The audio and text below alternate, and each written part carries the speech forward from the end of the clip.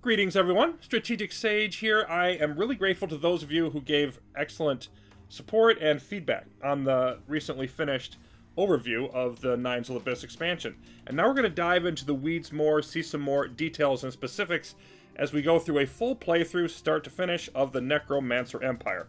Also going to have all of the new Neinzul Abyss factions involved so we can see how all of those interact, the mechanics, what challenges are presented.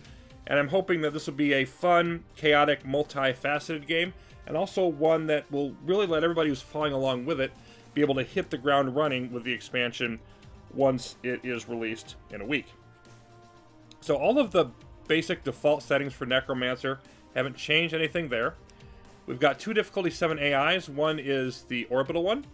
So their orbital guard posts really add to their defenses and make them effective in that way, and they have a unique interaction with the Necromancer Empire that should be fun to enjoy. And then the Neinzul Enthusiast, a hard tier AI. They're going to punish us with swarms of powerful small Neinzul ships. So very fitting thematically, and I think also a nice gameplay balance. Strength versus strength, the Necromancer going up against the Neinzul hordes. Then the third wheel is going to be Nanocost. And they are not part of this expansion, of course. They're vanilla. But both thematically and gameplay-wise, I think that they should be fun and appropriate. Hoping they'll be challenging, but we'll eventually be able to beat them back at Intensity 8. And then, those are the three sides then. Nanocost, AI, and Necromancer. And the Neinzul Custodians will actually contribute some forces to each. So they are going to be growing and essentially fighting against each other in that way. And I have 5 for all of the intensities here on the added Neinzul factions, because that gives us a baseline, and you can see whether you think they're too powerful or too weak as you view what the experience is through this playthrough. And then adjust that in your games as you choose. So it's just a baseline. The migrant fleets, they're going to be allied to us. You can set them with a faction team, but that doesn't tend to do a whole lot. The other factions won't be as interested in doing the escort quest, so we're going to enjoy this storyline and hopefully get some assistance from them.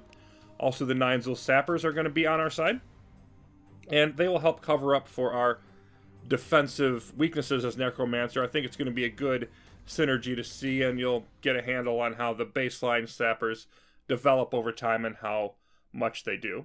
And then the Neinzul Wild Hives, 2 of them, because we can see that conflict between them. They're not as impactful in a Necromancer game as they are in a Human Empire game, but it still should be fun to observe. We're not going to want to let them swarm over all of the resources anyway, even though we don't care about the metal, because they could potentially take resources away from our sappers, for example. Then our map, I'm going with the new Squares map, and this one should provide, I hope, a good mix between areas that are very interconnected, such as here and here, and also some good choke point areas. And that could be useful to see how the Necromancer handles each of those types of environments. And I've changed a couple of options here just so we get a couple of the new spicy structures that the AI can build. Got the Brutal Guardian layers and the Ultimate Fortress. Both of those don't default on until you get to difficulty 8, but I have added them in so we can have that experience as well. And that's pretty much everything. Let's get rolling. And right away, in any Necromancer game, you get this overview window popping up telling you to stop, read, and enjoy. And definitely read this. Definitely take this advice to heart. It is much different than a normal AI War 2 game. You need to turn that side of your brain off and really be flexible with how things are going to be in this setup. With that in mind, there are some explanations we need to all get on the same page with. Our starting planet of Daring, we're going to dive into this structure cluster and particularly pay attention at first to our phylactery. This is our command center. It says it's your home ground. It's not quite a king unit though. If this is destroyed, as it notes, one of your other necropolises will turn into your phylactery at the cost of some essence. That cost is 15 essence. So, unlike the home command station, you can lose this and still continue the game. And in fact, this may not even be our homeworld for the entirety of the game. We can move it if we choose. And we can see that price here, 15 essence to move the phylactery. If you have it destroyed, it'll choose for you where it's going to go at random to whatever necropolis it chooses that you have available. So I do strongly recommend keeping 15 essence at all times as an emergency fund, just so that you can actually recover from the loss of the phylactery and it doesn't result in you having the you lose screen. Because it is not always going to be the easiest to defend, especially when you are learning how Necromancer plays. Then notice on the phylactery we also have the bottom building for fleet Necrofleet Severn. That is right here, our starting fleet. And with Necromancer there are two types of ships that I would basically divide it into. Those you can build directly, and that's going to be at the bottom there, things like your Archer Bodyguard and your Igor. Bodyguard units are military combat ships that are your core cadre. You can always rebuild up to those, even if you've had a total fleet wipe. And the Igor are utility ships. There are other types of utility ships, but the Igor specifically are analogous to engineers. They're going to be useful for mobile repairs. So all utility and bodyguards can be rebuilt. The majority of your combat ships, though, are going to be more like the ones described a little up further. This fleet can create additional 100 skeletons and additional 40 whites. So skeletons and whites are our two basic types that we're going to be focused on. And they are raised by Necromancy. You can think of them animating the dead enemy ships, or feeding on them, or however you want to look at that.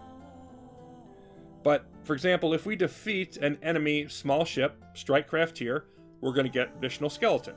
If we defeat an enemy medium ship, say Guardian tier, we are going to get an additional white. And those numbers are what's known as a soft cap, because you can go beyond them, but say you have 100 skeletons and then you get more. You're going to come up with weak skeletons. They're going to attrition very quickly, they're not going to last very long, they're going to be very weak. But you can still increase the military capability of that fleet somewhat above the soft cap by getting those weaker versions. But the soft cap delineates the line at where this is as far as you can go with your fully capable, your best combat-ready ships. So with that in mind, if we look at, for example, our Skeleton Archer home, this is going to give us a Skeleton Archer 10% of the time when we get a skeleton. We're also going to have an increase in that soft cap to additional 15 skeletons, and we get 15 Archer Bodyguards. So quite a lot that's going to add to our fleet. These are really important structures. Possessed White does similar thing for White. 10% chance of getting a Possessed White instead of a regular White, and increasing that soft cap by 10 Whites, and plus 5 Possessed White Bodyguard as well. So if we take all of that into account, we add this together, we're going to get 10 Whites from here, 40 from here, so that's a 50 for that soft cap, and then 15 from here, 100 from here, 115. And if we look at our fleet and unpause this for a moment, that's exactly what it says. 115 skeletons there at the bottom. It gives us the ratio of what upgraded variants we're going to be getting, how many we currently have, 60 skeletons, 18 whites, all of that is there. And yeah, we're getting journals. We'll get to that in a bit. First things first. So we have our shipyard here as well. That's a good repair center, and it also adds some construction to the ability. Our phylactery actually does better construction than the phylactery does. And then the morgue is where we're getting our Igors from, our support structure for them. If we go to build, we're using 4 of 7 hexes, and we can't really do any fleet boosting structures here. Those are already starting maxed out for us at the beginning of the game. We can add some defenses, and there's no good reason not to fill out all of your hexes. There's no metal, there's no energy, so you put something up, you decide you don't want it later, you just take it down. There's no penalty for that, you're not throwing your economy in any way behind. So we're going to do protection totems, and the orbs of absorption that these are going to put out, they're very similar in effect, practically speaking, to a human force field. They're going to have an attractant field, they're going to absorb a lot of fire instead of it going onto the phylactery. We want these to be centrally located because their range is not going to be huge. And then I'm going to get the Tachyon totems as well. That's going to give us a decloaker, and also there is, you can see the Tachyon burst beam weapon there, so it's definitely got some damage as well. And then I'm going to get the catapult here, just going to have that orbit around the edge. Long range damage is the purpose of that. Now, The lightning towers, you have to get a bunch of them from to really matter a lot. I don't have that many hexes available. These have the harmonic effect, so the more of them that are around, the better firepower we're going to get from them. And then the life totems, they require 2 hexes. They're powerful, but that's why I didn't happen to go with them here. I think protection is more important than damage when you're dealing with a Necromancer, because your fleets are what's supposed to do the damage going around and defending your territory.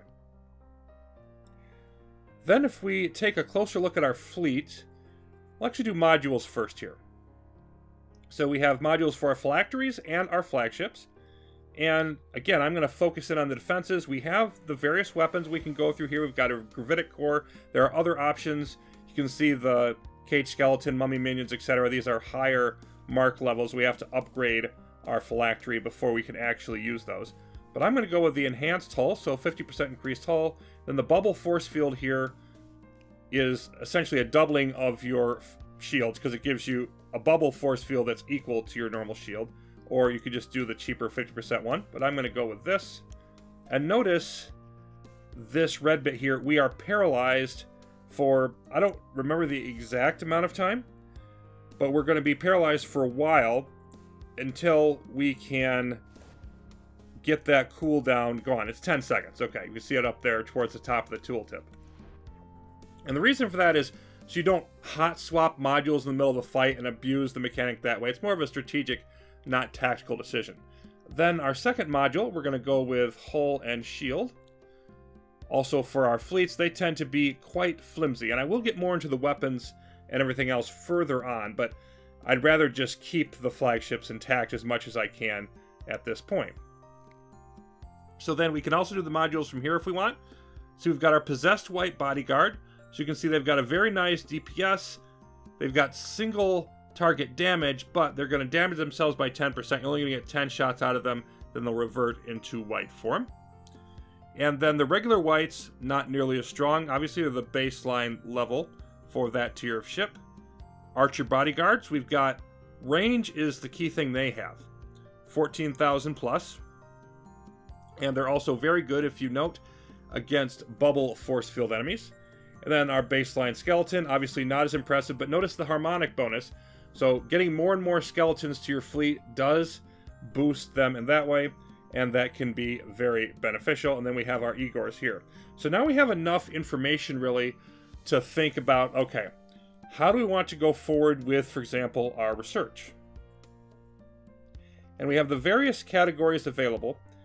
And it's sort of counterintuitive to a degree, but what I recommend is actually not going too high into your base types, the skeletons and the whites, because you're going to get more and more variants here, and as more and more of your skeletons and whites become the upgraded variants, they're going to be a larger part of your fleet, and given that they're much better, really upgrading them more, I think, is the way to go. But in the early game, you do want some boost anyway on the base types. I am going to run with a skeleton and a white. And I'm going to do one totem so that I can improve these. I'm not going to go into the tower defense yet.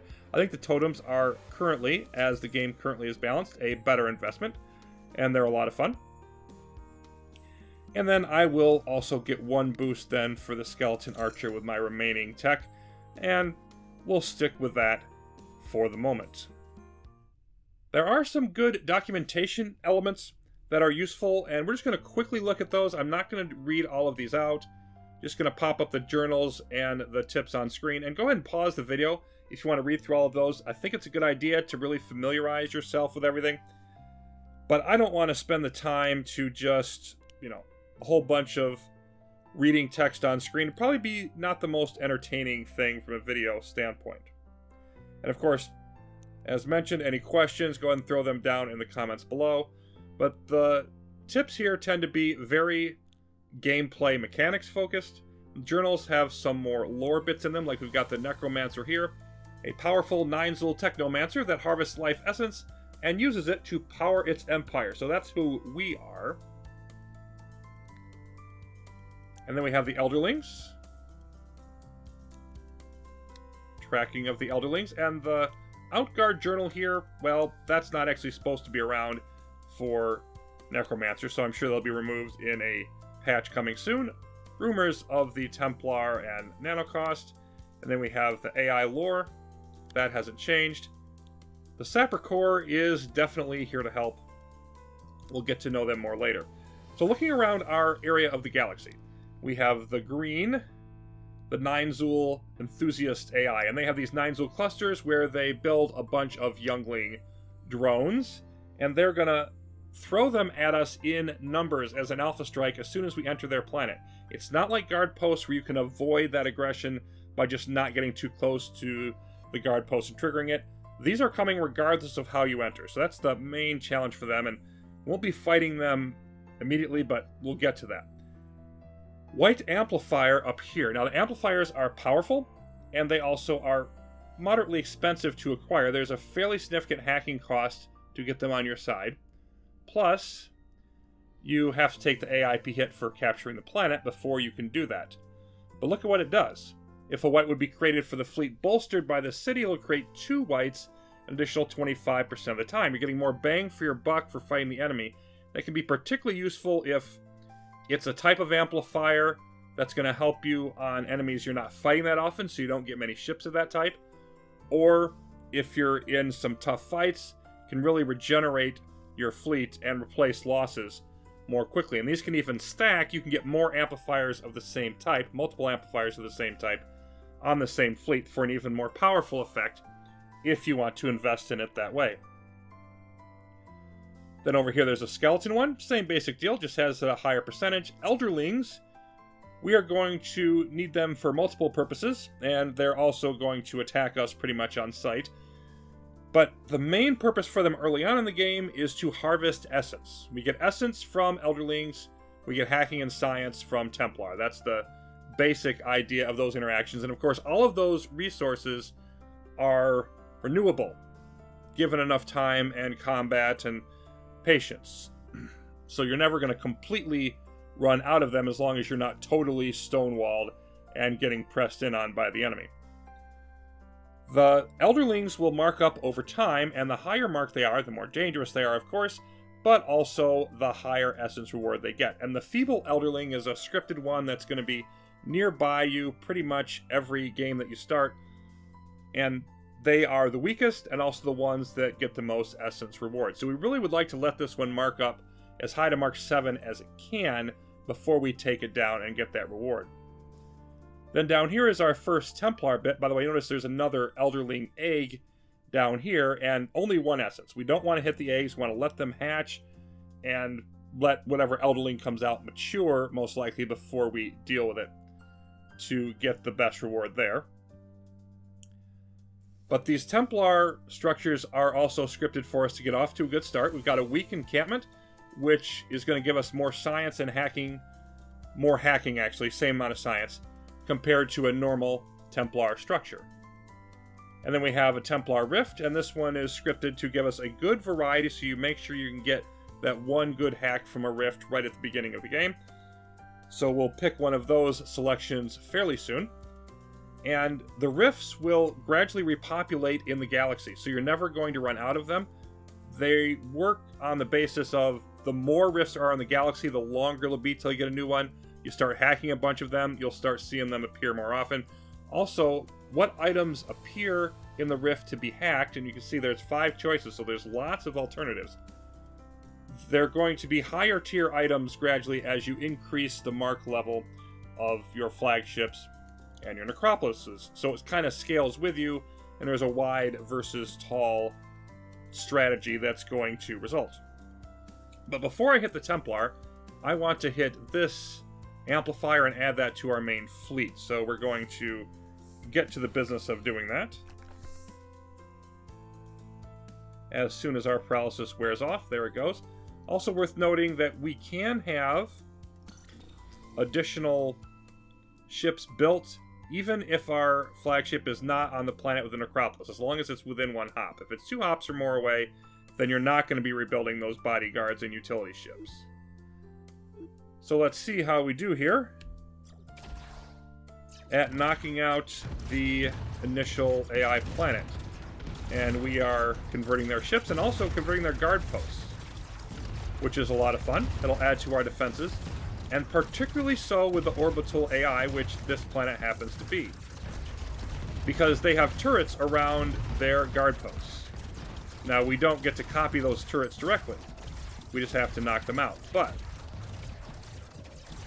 after that happens, we turn the guard posts our way, and they will rebuild turrets for us to use. See the progenitor line there? So that's a lot of fun. And it looks like everything in here is gone. So let's take a look at what happened to our fleet. We came in with 60 skeletons and 18 whites. Well, we still have 18 whites, simply because we didn't have any guardians here to fight, so we couldn't add more. We actually gained more skeletons, up to 76, and also we have 7 archers. So we conquered a planet and grew our military at the same time. That's going to be a very core gameplay loop. Now let's take a look at some of these ships. Notice we have, okay, weak skeleton. Now that happens after a certain amount of time in combat. A regular skeleton will degenerate into a weak skeleton, even if you haven't hit the skeleton cap. That's going to happen.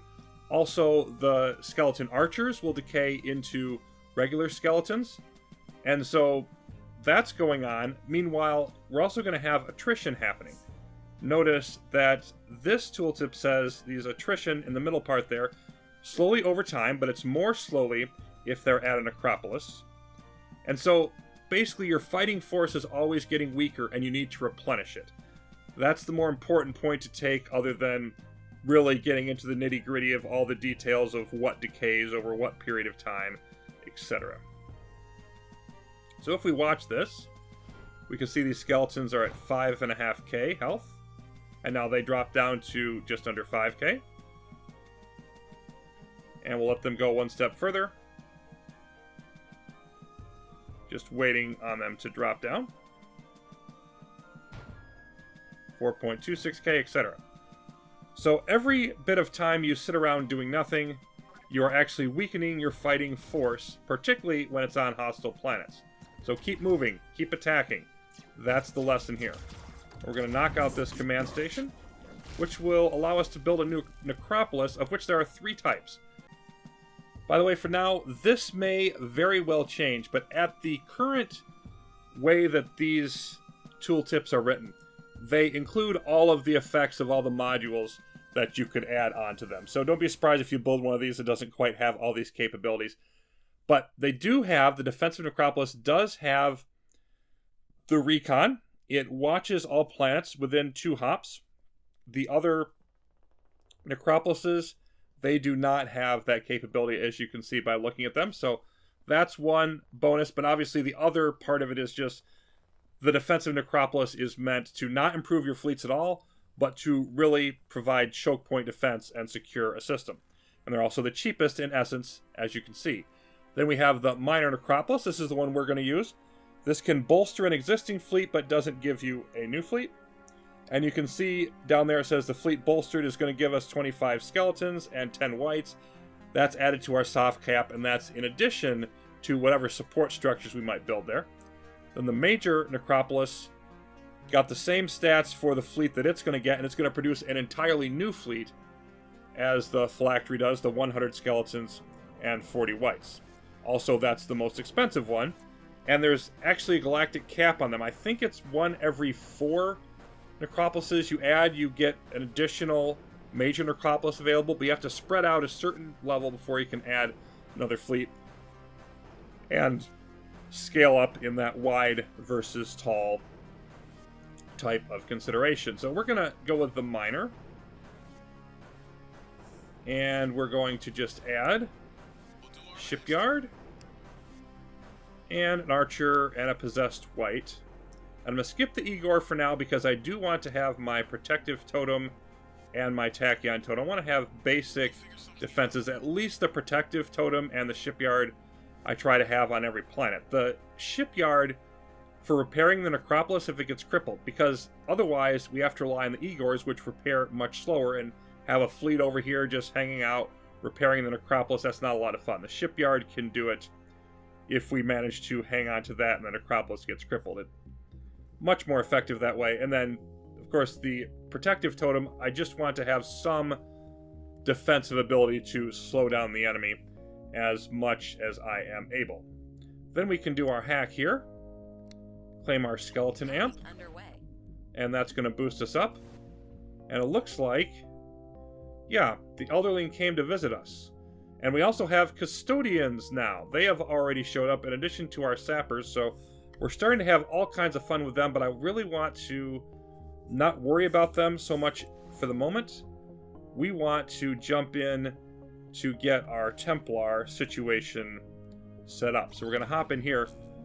And the fact that we have to pay out essence to build our new necropolises is why I'm not actually spending any of that to upgrade my fleets and necropolises that I have just yet, because I want to, yep, keep right on going. I want to be able to add a couple more necropolises and really boost up my capabilities in that way, and then I'll worry about doing some upgrades later. So here we go. And everybody's spreading out. And we've got a bunch of turrets over here, and our flagship, we've got to be careful it doesn't get into too much trouble. We'll watch the health there. But we've got our skeletons moving out and causing some damage and turning the battle in our favor. And look at that. We've got a Death Grip turret just yanking our ships along. So that wasn't very nice of it. And the custodians coming in to help. It's worth noting on them, they'll help you as long as the fight looks like it's reasonably to your favor, or at least not too bad against you. But if not, they'll flee like crazy, and the opposing custodians are fun to handle that way because you'll have the upper hand, but then a lot of them will escape, and they'll come back and fight later. It's really hard to knock them out. But all of that will be seen further on. We have now secured the system. We're going to clear you out. Clear out this command station. And in this case, I'm going to build a major necropolis. And it really depends on how willing you are to dip below that initial level of essence. It looks like that feeble elderling sort of committed suicide on our planet, so we've got additional essence from that we wanted to wait on, but such as it is. But I like to have with my second planet, you could wait another one, but I'm going to do it here, a major necropolis to get myself another fleet. And so that I can have that defending my territory while my primary battle fleet goes off and does what it needs to do. So as usual, shipyard. We're going to do our skeleton archer, our possessed wight. Might as well throw on an Igor here and let you have one of those. You do get an additional hex. Our minor necropolis had 5, but we start out with 6 here. And of course the phylactery had 7, but it's the only one that gets that many to begin with. Then we'll do our protection totem and our tachyon totem, and we'll be pretty much happy with what's here. Then we're going to hack the Templar Rift, and this takes a little bit longer to do. Not a lot of time, but a little bit longer. We're going to get a reprisal wave, an attack wave of Templar when we do it as well. So we just want to be aware of that. It'll take a bit of time to arrive. We've got the Specters as a possibility. So they've got the fusion attack, ignoring shields. They've got the force field harmonics. And they're very good defending against long-range damage. Ghasts are another sort of utility ship. They've got the area of effect and slowing down enemies. They're cloaked. And then the Doggers, well, they have the knockback, the weapon jammer, the gravity field. So again, support abilities from our utility ships. Then we have a new variant of skeletons possible, the Rogues. So they're hardened and they get that fusion attack, also cloaked. And the Ravenous Wights, they have the vampirism ability, but not a whole lot of durability in and of themselves. I'm going to be really trying to leverage the Rogues, or the Skeletons specifically, in this particular run because of dealing with the Neinzul enthusiasts. I think having a swarm of my own small ships to combat that is probably a good idea. So we're going to grab you, and notice our science and our hacking is well back up. So we are going to do some more unlocks. Let's go and get the Possessed Wight here. And we'll also upgrade, I think, the Rogues, but we have to get them hacked first. Let's wait for this to finish. Hackers report success. There we go. Now we can grab the Rogues for the moment. And I think that's probably all I want to do here. I could consider Igor, could consider Tower Defense. I think I'll save up some of that a bit. But we can also build new structures now. So we've got to decide, okay, what do we want here? And for the moment, the only place I'm actually going to switch up is back on daring. I'm going to get rid of my catapult. Just another example of doing that. And I will get one group of rogues. Let's get this built up, and I want to see what the impact is on our fleet here. There it is. And then if we drop back down, notice we have our second fleet. I'm just going to put that on pursuit, and they're just going to get support from all the structures on this planet. They're going to go back to daring, play center field, and defend. Then our primary fleet. There we go. Let's take a look at what you have. Notice you're all the way up to 170 skeletons, 70 whites, and you got the 35% bonus chance of additional skeletons from... That's coming from our amplifier. 20% archer, 10% rogue, because we have the 2 archer buildings, but only the 1 rogue building. So you can see this is already scaling up quite fast for our primary fleet. And at this point, you see they're opening another rift for the Templar. We are off to a solid start. There's much to do. We've got to see how the sappers and custodians are working. Where do we want to expand from here? You can see they've got another encampment and rift over here. We could try to hit that. Lots of choices to be had that we will get back into when we return. Till then, thanks for watching, everybody. I hope that you're enjoying the beginning of our Necromancer run, and will stick with it and enjoy the rest. See you soon.